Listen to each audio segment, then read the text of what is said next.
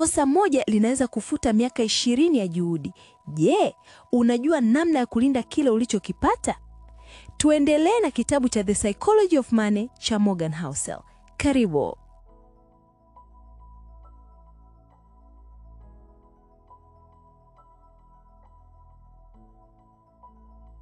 Sura ya 5.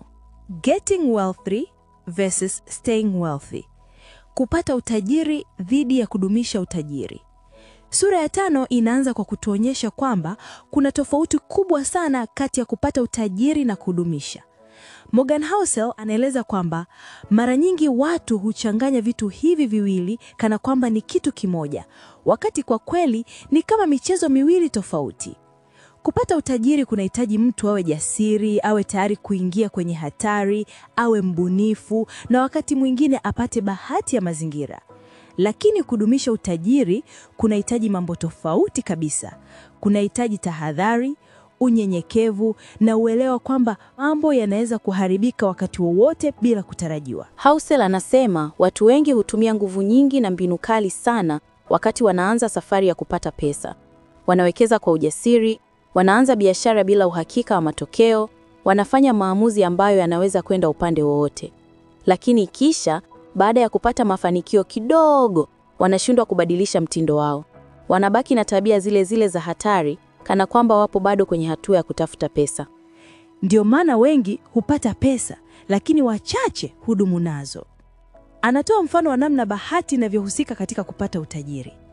Watu wengi waliokuwa matajiri sana au walioweza kufikia mafanikio makubwa, mara nyingi walikuwa kwenye sehemu sahihi kwa wakati sahihi, au walikuwa na mazingira yaliyowawezesha kuchukua hatari ambazo wengine wasingeweza. Hii haimaanishi kwamba hawakufanya kazi, bali inaonyesha kuwa kupata utajiri si jambo linalotokana na juhudi pekee. Mara nyingi ni mchanganyiko wa kazi, muda sahihi, fursa na bahati. Lakini kitu cha msingi hapa ni kwamba bahati haiwezi kutegemea katika kudumisha utajiri. Bahati inaweza kukupa mwanzo, lakini haiwezi kukupa uthabiti wa muda mrefu. Kwa upande mwingine, kudumisha utajiri kunahitaji kile mwandishi anakiita hofu nzuri. Hii hofu si ile inayokufanya usifanye kitu, bali ni ile inayokukumbusha kwamba dunia haiko kwenye udhibiti wako. Ni hofu inayokufanya uwe mwangalifu, uepuke hatari zisizo na lazima, na usifanye maamuzi ya haraka kutokana na tamaa au kiburi.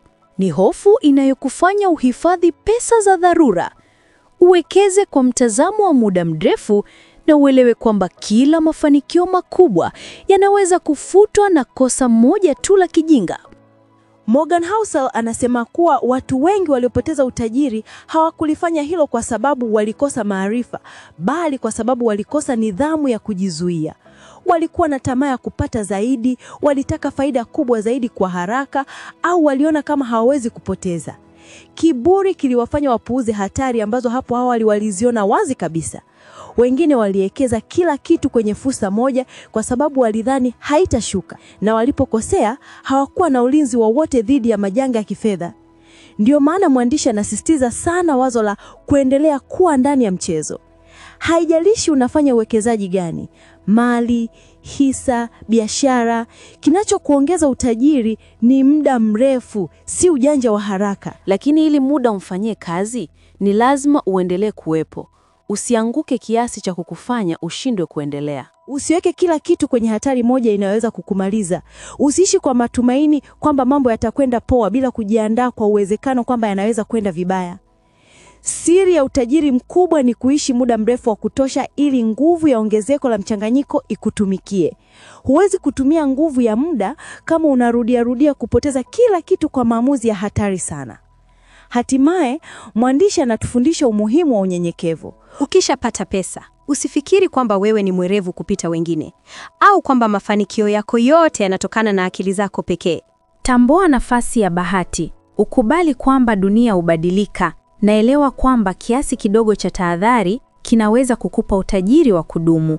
Watu ambao hawana unyenyekevu wanachukua hatari kubwa wakiamini hawawezi kukosea.